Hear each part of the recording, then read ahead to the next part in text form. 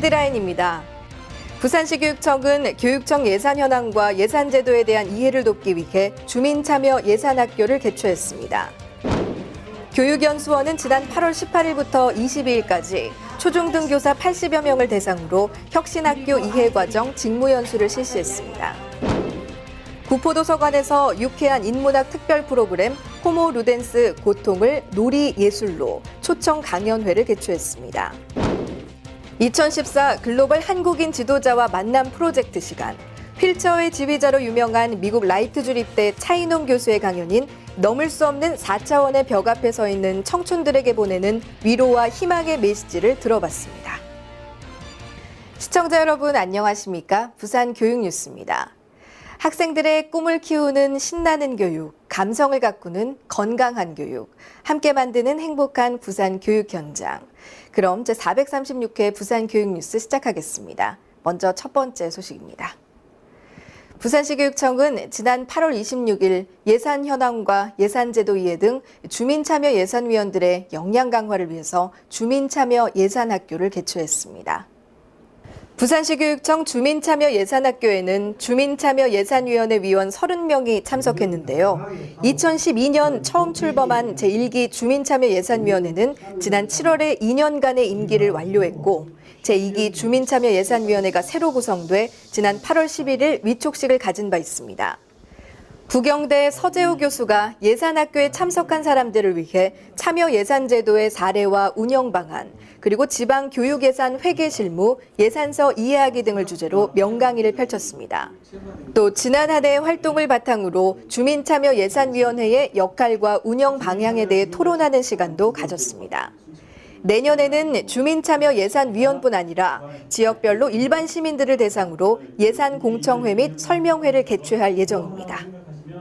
요즘 혁신학교라는 단어가 자주 등장하죠.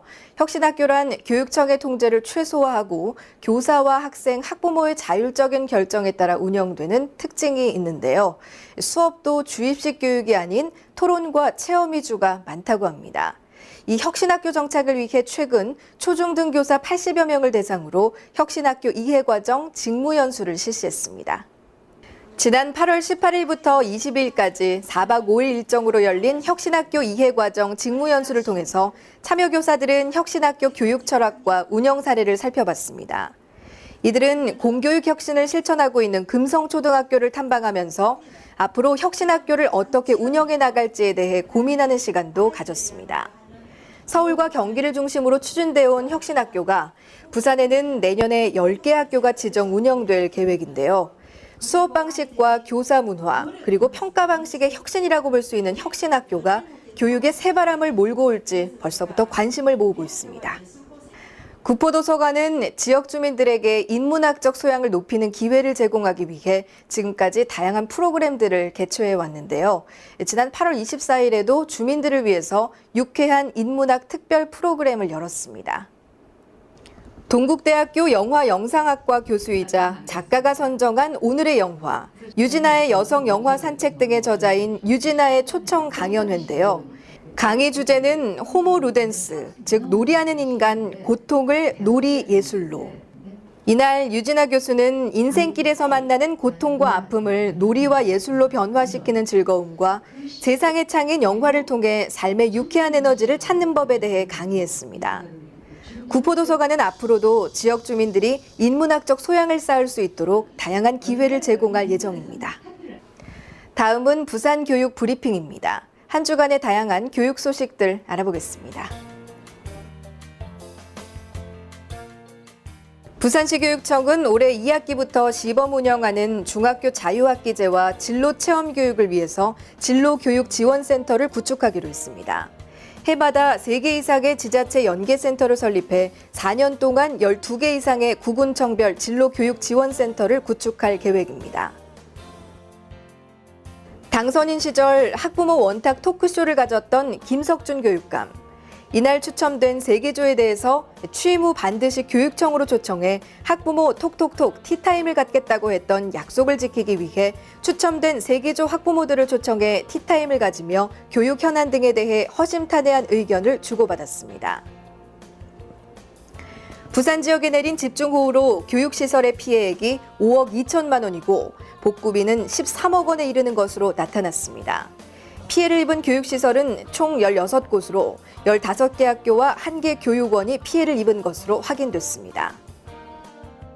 다음은 지다대부터 부산 교육뉴스를 통해서 매월 주제별로 기획 방영되는 글로벌 한국인 지도자와 만남 코너입니다. 부산시 교육청은 부산 학생들의 꿈을 명료화하고 미래 성공을 위한 학습 동기를 강화시키고자 2014 글로벌 한국인 지도자와 만남 프로젝트를 운영하고 있습니다. 올해 5번째 시간이죠. 노래하는 바이올리니스트, 휠체어의 지휘자로 유명한 차인홍 교수를 만나봤습니다.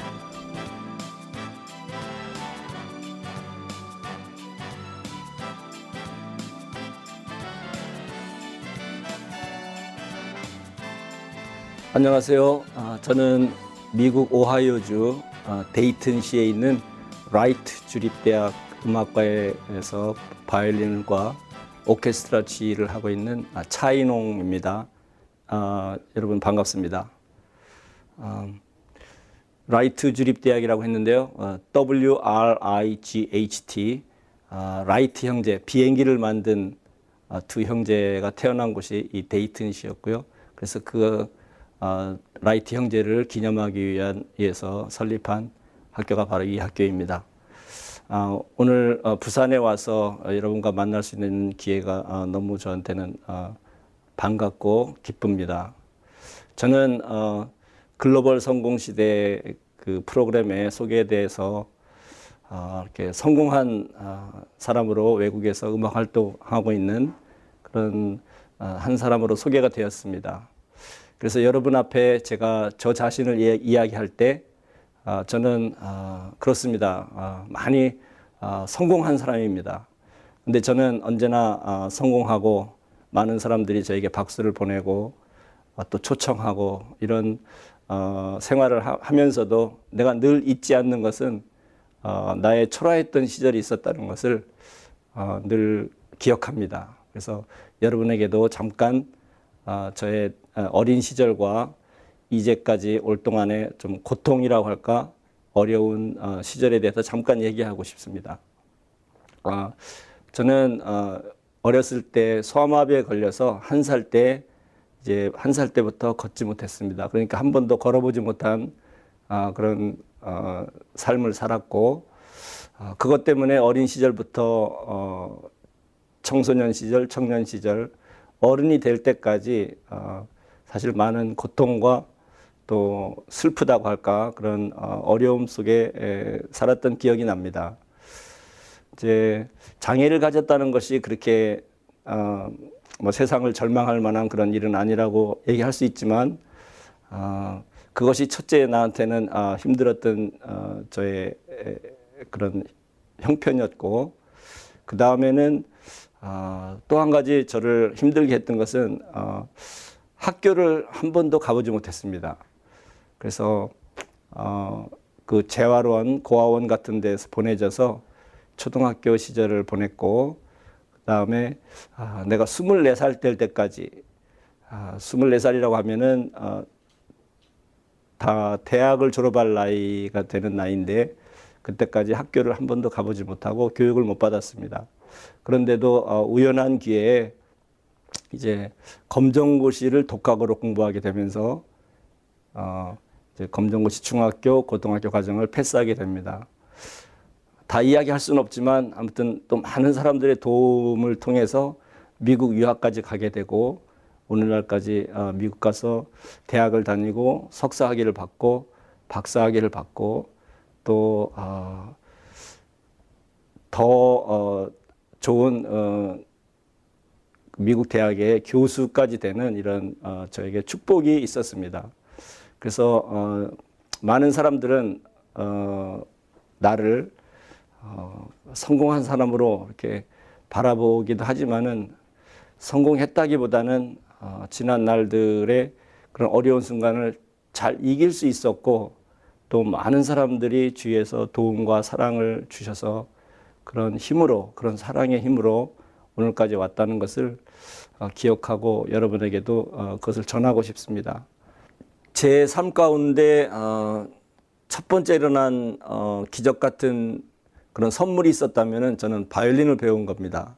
사실은 내가 어렸을 때 그 재활원이라는 곳에 있을 때는 음악이 뭔지 악기가 뭔지 보지도 듣지도 못하던 그런 시절이었는데 한 선생님께서 찾아오셔서 지금으로 말하면 자원봉사자 같은 마음으로 사랑의 마음으로 저희 같이 어려운 불쌍한 아이들이 있는 그 재활원에 찾아오셔서 바이올린을 가르쳐 주셨습니다.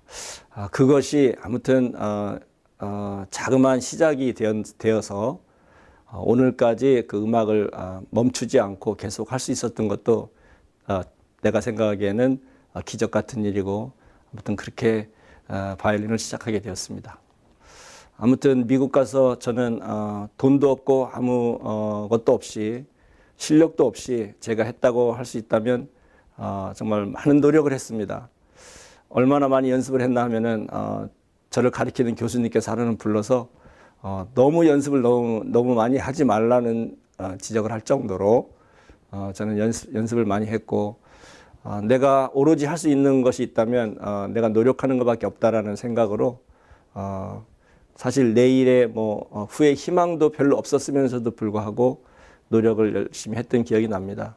그랬더니 정말 사람들이 저를 이뻐해주고 또 점점점 도움의 손길과 기회를 열어주신 그런 일들이 제 삶에 너무나 많이 있었습니다.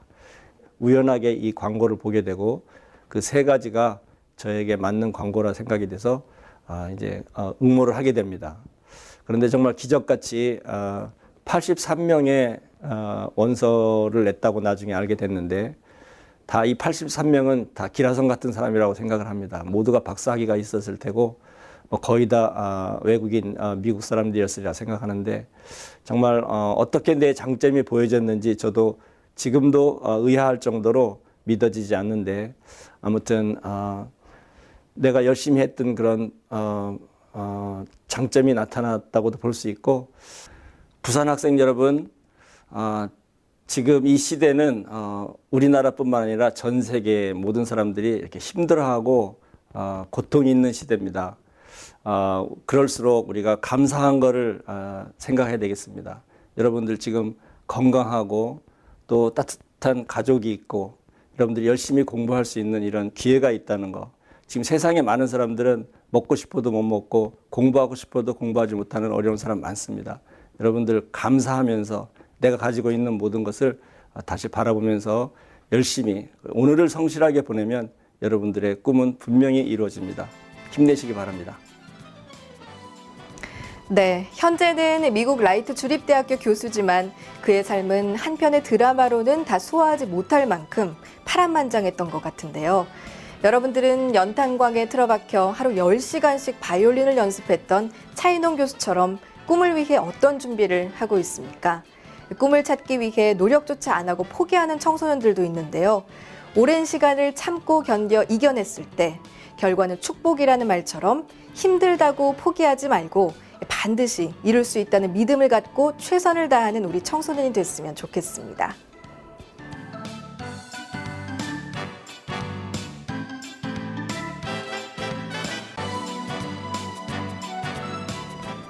계속해서 알림마당입니다. 부산 생명의 전화에서 자살 예방 생명 존중 캠페인의 일환으로 2014 생명사랑 밤길 걷기 행사를 개최합니다. 부산 영어도서관에서 9월 독서의 달을 맞이해 잉글리시북 익스체인지 행사를 개최합니다. 사하도서관에서 9월 독서의 달을 맞이해 취업자료 서평 전시회를 개최합니다. 네, 이상으로 부산 교육 뉴스를 마치겠습니다. 앞으로도 부산 교육가족과 시민이 참여하고 공감하는 뉴스를 제작하도록 하겠습니다. 함께해 주신 여러분 고맙습니다.